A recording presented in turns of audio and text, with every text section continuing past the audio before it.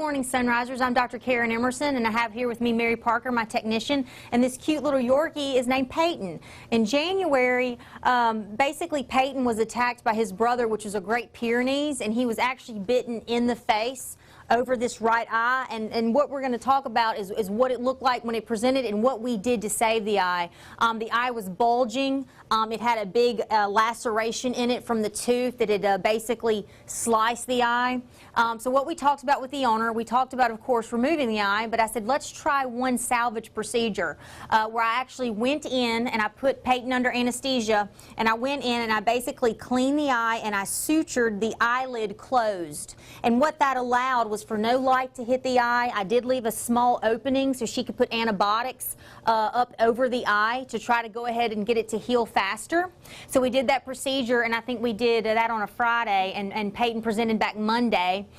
We had continued doing the antibiotic impregnation in the small hole into the eye, and then a few days later I actually cut the sutures out and we opened the eye, and we'd actually saved the eye. The eye itself had basically healed and formed basically some scar tissue over the area where the tooth had sliced. So this was actually an eye salvaging procedure. We do this a lot of time in cats. I've not really done it a lot in dogs, but it turned out wonderful. All Peyton has now is a small scar on this eye, but he can see, he's doing very, very well. But one of the learning things that we got out of this, and the owner did, is if you've got a small dog and large dogs, if you are going to feed them, I would probably feed them separately if you know there's a chance that you could have some aggression, because anybody that has these little Yorkies or little Chihuahuas, they often act bigger than they are.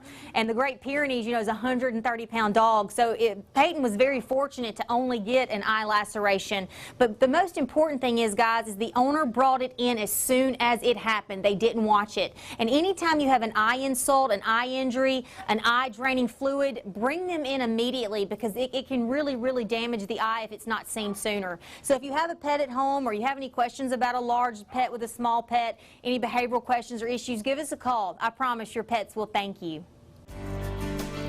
WCBI Animal Health with Dr. Emerson was brought to you by Emerson Animal Hospital in West Point.